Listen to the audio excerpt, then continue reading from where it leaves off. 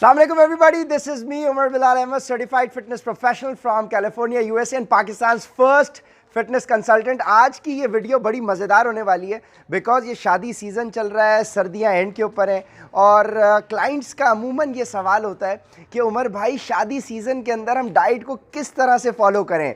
सो ये वीडियो ख़ास मैं आप लोगों के लिए बना रहा हूँ कि आप लोगों ने किस तरह से डाइट को अपने लेकर चलना है। सो सबसे पहले ये जहन में रखें कि इस वक्त मेरी कंडीशन कुछ यूँ है, ठीक है जी। 6 पैक्स मैं आपको दिखा सकता हूँ, 70 हाइट करना पड़ता है तो 7th और 8th मैं आपको दिखा नहीं रहा हूँ। कंडीशन दिखाने का मकसद ये है कि रमज़ान से जस्ट पहले मेरा इंशाल्लाह एक शूट होगा और इस वक्त मेरे घर में एक फैमिली इवेंट चल रहा है और एक शादी चल रही है, तो उसमें मैं थोड़ी सी बदपरहेज़ी कर रहा हूँगा। अब उस बदपरहेज़ी को करने की तरीक़ेकार क्या है, वो क्या टेक्निक है कि आप अपनी डाइट को साथ साथ लेते हुए आप जो है अपनी बदपरहेज़ी अगर करना चाहें तो किस तरह करें।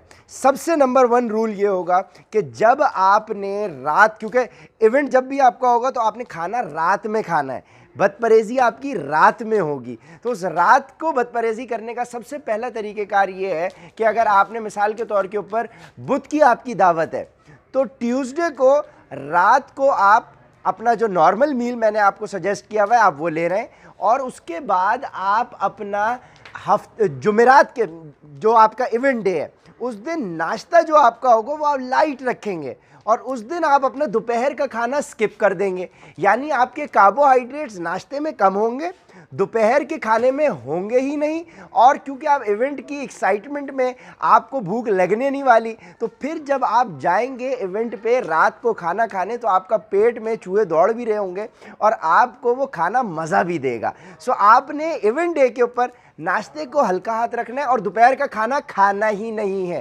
ताकि जब आप रात में इवेंट को खाएं और खाना खाएं तो खाना एंजॉय भी करें। एक टिप और ये होगी कि रात के इवेंट से पहले अपना वर्कआउट मिस ना करिएगा। वर्कआउट अगर जिम में कर रहे हैं तो सोने पे सुहागा, उस जिम के वर्कआउट के बाद तो आप अगर समझें कि शीरमाल और ताफ्तान और मीठा और कोल्ड ड्रिंक भी पीना चाहें तो वो आपके लिए फ़र्ज़ हो जाएगी। सो मैंने कुछ इसी किस्म का किया हुआ है अपना मामला कि आज मैंने नाश्ता अपना हल्का रखा था और इनफैक्ट मैंने अपना कल का भी खाना थोड़ा सा लाइट रखा था, लो कार्ब्स थोड़े से कर दिए थे। बाकी ये हमारे थोड़े से एक्सपर्ट जो है हमारे भाई आज इधर आए हुसैन, ये बड़े हमारे एक्सपर्ट हैं। अब आप सिर्फ ये देखिएगा कि ये अपनी उंगलियों पे धागा लपेटते कैसे हैं और फिर मैं आपको बताऊंगा कि आज मैंने क्या मेन्यू अपने घर में रखाया हुआ है। सो बड़ी इनके हाथों को आपने गौर से देखना है।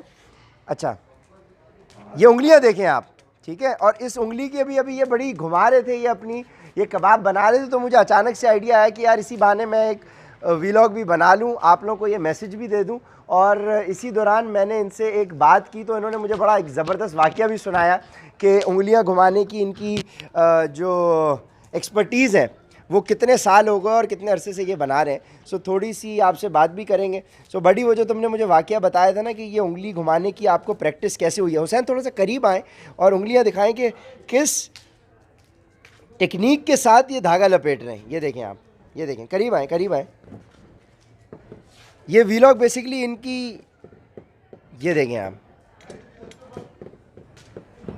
बहुत ही ज़बरदस्त, बहुत ही ज़बरदस्त। अच्छा बड़ी वो जो तुम मुझे वाक़या बता रहे थे कि ये कैसे आपने सीखा और क्या हुआ, ये भी हमारे सुनने वालों को बताएं ताकि उनको भी बड़ा पता चले। वो जो आपने बताई थी, बिल्कुल क्या बताई थी, पहले बताएं कि क्या नाम है और कितने अरसे से ये काम कर रहे हैं। जी, मेरा नाम मोहम्मद साजिद है और मैं ये काम तकरीबन जो है मैं कर रहा हूँ तकरीबन 15 या 16 साल से मैं तकरीबन ये कर रहा हूँ। 15-16 साल से ये काम कर रहे हैं, ठीक है। और ये जो टेक्निक है ये आपकी जो सीख घुमाने की है, ये कब से ऐसी हुई हुई है? समझ लो कि आप तकरीबन इसको कोई हो गया 14 साल तो हो गए।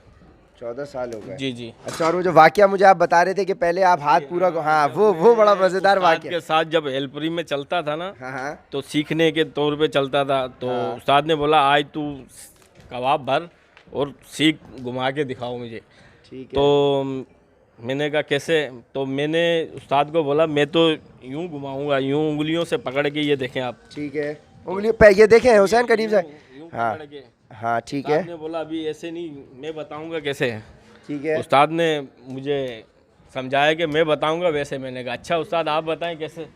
ठीक है, एक फिर हेल्पर को एक हुनर हाथ करने के लिए तो जाहिर सी बात है कि वो सीखना पड़ता है। ठीक है। तो मैंने उस्ताद की बात मानी, तो मुझे नहीं पता कि अंगीठी में सीख रखी हुई है कोयलों में। अच्छा। हाँ, खाली सीख रखी हुई है। ठीक है। तो मैं ऐसे सीख भरने लग गया कबाब की। तो मैंने जब सीख उठा के मैंने कहा उस्ताद मैं धागा लपेट रहा हूँ, तो उस्ताद ने बोला 1 मिनट सब्र करो। पीछे से उस्ताद चुपचाप आए, मैं बोला मैं पीछे से देखूंगा, तू धागा लपेटना। जब मैं धागा उस पर मारने लगा, उस्ताद ने पीछे से मुझे ये सीख लगाई, ये निशान अभी तक है।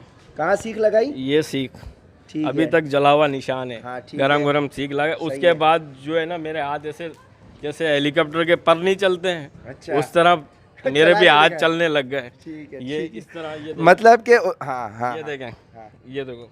अब बहुत। मैं सीख को उंगलियों में नहीं पकड़ता, बस उंगली को खाली हवा में लहराता हूँ, सीख खुद ही कैसे कैसे क्या करते हैं? उंगली हवा को? उंगली को हवा में लहराता हूँ, सीख खुद ही घूमती है, पकड़ना नहीं पड़ता है। हाँ, मतलब ये है कि ये वो वाली बात है कि जब इन्होंने मुझे वाक़या बताया ना, तो देखें ये वही मिसाल है काइंड ऑफ जो मैं अपने तमाम क्लाइंट्स को देता हूँ कि कभी कभार और ज़्यादातर हमारी जो कौम है ना, वो लातों के भूत हैं, वो बातों से नहीं मानते। तो ये बिल्कुल बेहतरीन वो मिसाल है कि जब तक इनके उस्ताद इनको ये कह रहे थे कि बेटा तू सही से घुमा ले जैसे मैंने सिखाया है, वैसे तब तक इनसे हाथ नहीं चल रहा था।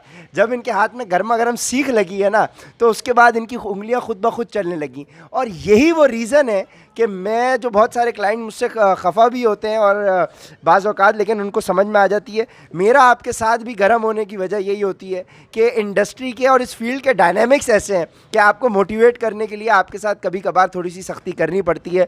सो ये टिप्स एंड टेक्निक्स थी कि अगर आपने शादी के इवेंट को एंजॉय करना है तो आप अपने शाम के वर्कआउट को मिस ना करें, सुबह के नाश्ते को करें, लेकिन कार्बोहाइड्रेट्स को जो मैंने सजेस्ट किए थोड़ा सा कम कर लें, और दोपहर के खाने को आप स्किप कर दें। सो आप बिल्कुल बेहतरीन तरीके के साथ अपने रात के इवेंट को एंजॉय कर सकते हैं। सो बडी आज का, हाँ, अब मैं आप लोगों को ये भी बता दूं जो मैंने बताना था कि आज हमारे मेन्यू के अंदर बीफ फ्राई कबाब होंगे।